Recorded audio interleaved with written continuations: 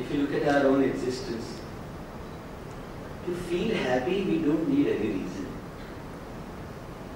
It's a very natural, effortless state.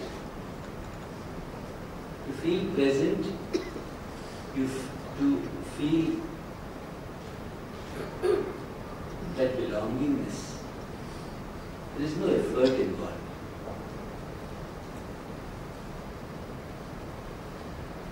I would say to feel unhappy, there has to be some reason. If you look at your experience of this lifetime, whenever you have felt unhappy, unpleasant, there was some reason behind it, isn't it? But for feeling happy, you don't need any reason. All you can say is when you have no reason to feel unhappy, without any reason, we feel happy. Because this basic fact that the consciousness, either universal or personal, is made up of this substance called happiness, belongingness, love. And that's why, if you notice, when you are feeling very happy, you feel the most natural. Yes? Please respond. Yes. You know, when you are feeling unhappy, you don't feel natural. Have you noticed it? When you don't connect with somebody, you don't feel very natural with them.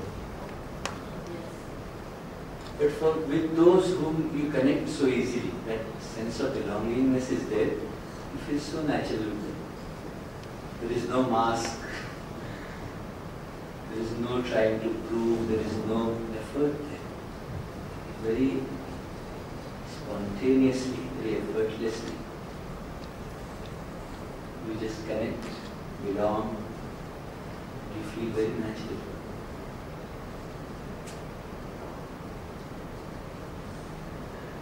And I feel, as in our educational system, or in our social system, we are teaching people to be very good managers and very good doctors and very good engineers. We should also teach people to be very good human beings. Isn't it? I think that's the need of the time. And when I say very good human being, what I mean is, let us teach people to remain happy. Let us teach people to release unhappiness.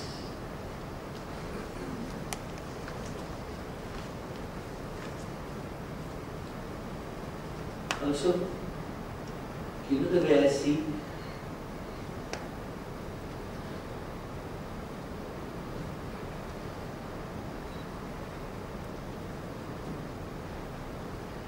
either universal or personal. When your mind is in the giving mode, when you want to be useful to somebody, when somebody needs something and naturally you feel like doing something for them and you actually go and do it. You will see, when your mind is in the giving mode, it is very, very happy. Yes? But when the same mind goes into wanting mode, demanding mode, expecting mode, it becomes vulnerable. It becomes dependent. It actually digs its own grave to be unhappy. Does that make sense? This is how the nature has created itself, I would say. The universe has evolved with this kind of law, I would say. One more very beautiful phenomenon of this extraordinarily powerful existence called consciousness. If you notice, if you don't like something in somebody, what I mean is if your mind is resisting something in someone, you tend to remember that aspect more than all the positive things that this person has.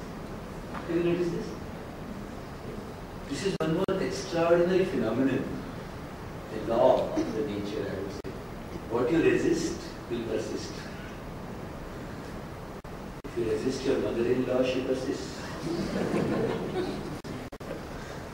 Maybe that's why they live longer. What I'm saying is, every human being, every aspect of nature has these two sides. There are advantages, there are disadvantages too. There are pluses and there are minuses too. There are positive qualities and there are not so positive qualities too. Each one of us have them, isn't it? Yes. No? But whatever your mind doesn't resist, whatever your mind accepts easily, that side comes in front of you and goes away. Whatever you resist, you don't want to happen, your mind tends to get hooked to it. Yes?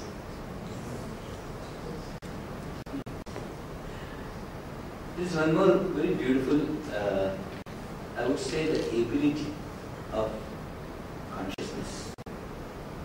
It is like maybe a hard disk of a computer, or maybe a blackboard or a whiteboard. It has the ability to be written on, and it also has the ability to be wiped off. Amazingly powerful tools, I would say, the nature has given us. Are you all listening to me? Yes. See, you are gathering something right now, isn't it? Yes? Yes. But then, in a little while, a lot of it you will drop. Isn't it? And there is nothing wrong or right about it. I am saying this is how nature has created consciousness, or nature has created itself. It has these two amazing abilities. One ability is to grasp impressions, the other ability is to drop impressions. Now, if we learn, I call it the science of being,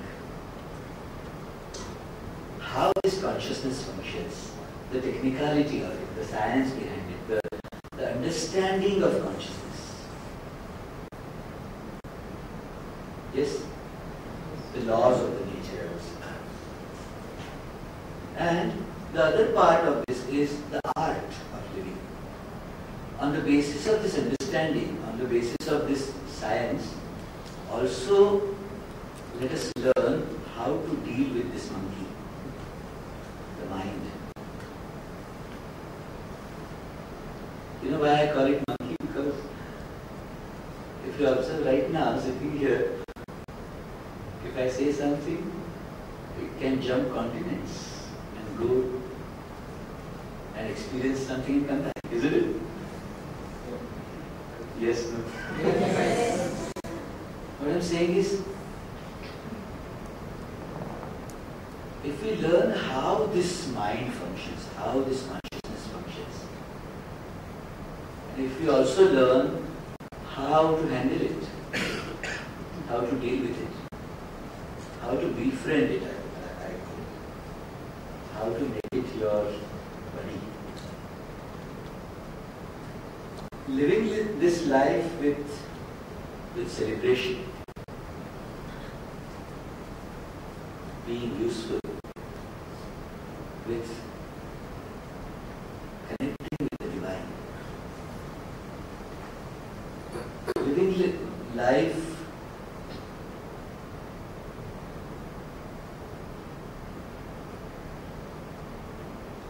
fulfilled.